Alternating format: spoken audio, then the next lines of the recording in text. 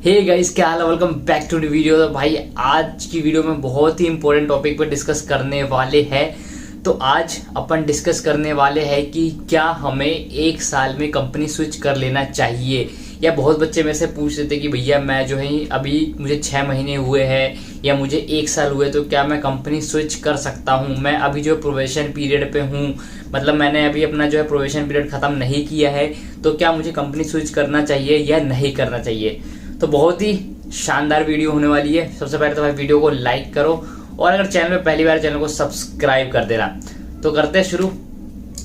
तो देखो, सबसे पहले बात करते हैं कि आपके मन में कंपनी स्विच का क्यों आ रहा है। मतलब कि आपने जस्ट अभी कंपनी ज्वाइन किया है, आपको 6 महीने हुए हैं या 1 साल हुआ है, ठीक है, और आप जो है कंपनी स्विच करने का सोच रहे हो।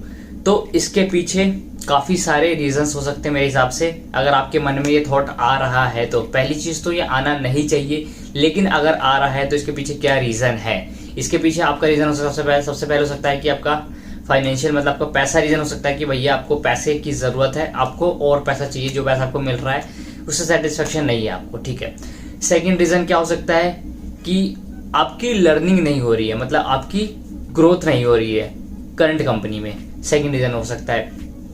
तीसरा रीज़न क्या हो सकता है कि पैसा भी है, लर्निंग भी है, लेकिन वर्क एनवायरनमेंट अच्छा नहीं है, मतलब कि लोग अच्छे नहीं है प्रोजेक्ट में, ठीक है।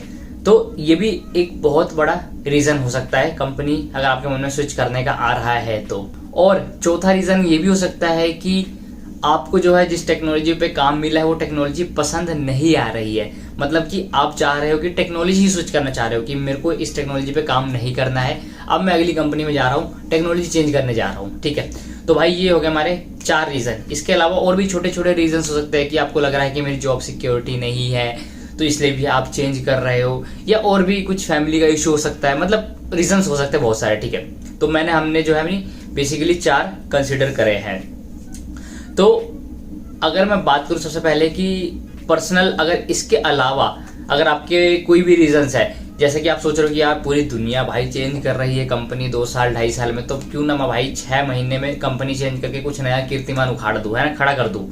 तो ये रीजन बहुत ही वाहियात है अगर आप ये सोच के कंपनी चेंज कर रहे हो तो। सबसे पहली चीज ये समझने की कोशिश करो कि जब भी आप किसी कंपनी में ज्वाइन करते हो तो जो स्टार्टिंग के जो 6 महीने या 1 साल होते हैं वो आपको उस कंपनी के बारे में जानने में लग जाता है। आपको जो कॉलेज एनवायरनमेंट होता है उससे आपको निकलने में लग जाता है। मतलब आपको 6 से 9 महीने में समझ ही नहीं आएगी काम क्या चल रहा है।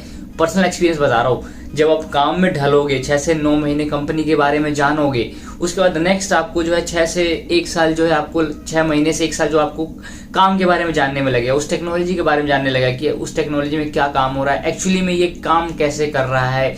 तो मेरे हिसाब से 1.5 से 2 साल जो है आपको काम प्रॉपर जानने में लग जाएगा, ठीक है। अगर आप ढंग से काम कर रहे हो तो आप जो है कंपनी स्विच करने का 2 साल बाद सोच सकते हो, ठीक है। अगर आप 6 महीने में बिना किसी रीजन के, ये 1 साल में बिना किसी रीजन की कंपनी स्विच कर रहे हो, तो अगली कंपनी भी तो सोचेगी कि ना हाँ भाई ये बंदा क्यों चेंज करने के लिए आ रहा है इतनी जल्दी विदाउट एनी रीजन, ठीक है। तो ये डेफिनेटली पॉइंट उठने वाला है अगली कंपनी में जब आप करोगे चेंज तो। लेकिन अगर आपका जेन्युइन कंसर्न है, जैसे कि मैंने ऊपर जो 4 पॉइंट हाईलाइट किए, देखो पैसे वाला हम नेग्लेक्ट कर सकते हैं। जब हम एज अ फ्रेशर ज्वाइन करते हैं तो हम एक्सपेक्ट करते हैं कि हम लर्निंग करें, है ना, अर्निंग करना है, हमें अर्निंग करना, डेफिनेटली अर्निंग करना है, लेकिन अर्निंग स्टार्टिंग में नहीं करना। हमें स्टार्टिंग के 1 साल 1.5 साल 2 साल हमें क्या है कि इस टेक्नोलॉजी के बारे में जानना है, उसमें प्रो बनना है, समझ रहे हो, उसमें लर्निंग करनी है, मतलब कि जितना हो सके हमें सीखना है। जब आपको लग रहा है कि अब भाई यहाँ सीखना बंद हो चुका है मेरा, तो अब ऑब्वियस बात है कंपनी स्विच करोगे, और कंपनी स्विच करे बिना आपके पैसे नहीं बढ़ने वाले, डेफिनेटली भाई, सही बात बता रहा हूँ मैं।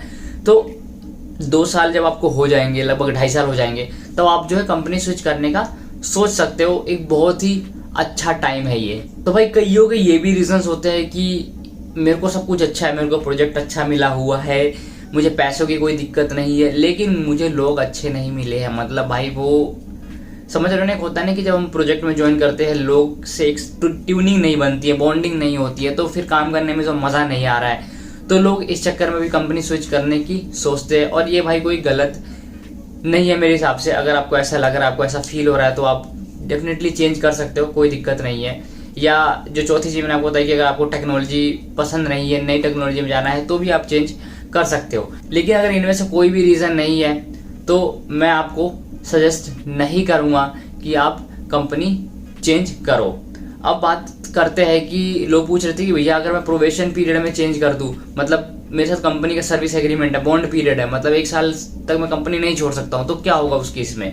तो उस केस में देखो क्या होता है मेरे दोस्त, कि कंपनी के साथ आपने एक सर्विस एग्रीमेंट साइन किया होता है, तो जिसमें क्या होता है कि आप प्रोबेशन पीरियड में छोड़ते हो, मतलब आपने कंपनी ज्वाइन किया और उस ड्यूरेशन के दौरान आप जो है कंपनी छोड़ते हो, तो आपको जो एक छोटा सा अमाउंट पे करना पड़ता है। अब ये अमाउंट कितना है भाई मुझे नहीं पता, ये एचआर बताएगा। ये इस बेसिस पे डिसाइड होता है कि आपके कितने जो प्रोबेशन पीरियड आपका खत्म होने में कितने दिन बचे हुए हैं, आपकी परफॉर्मेंस कैसी है, तो इस हिसाब से ये जो कैलकुलेट होता है, ठीक है।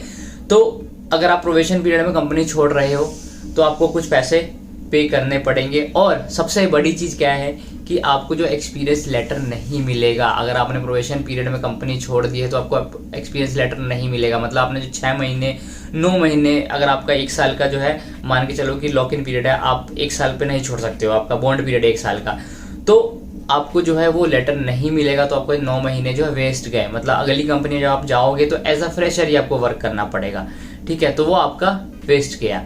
तो अगर सारी चीज़ें सही है, प्रोजेक्ट में सब कुछ सही है, तो आप दुनिया को देख के स्विच कर रहे हो 1 साल में या 6 महीने में, तो भाई बिल्कुल मत करना।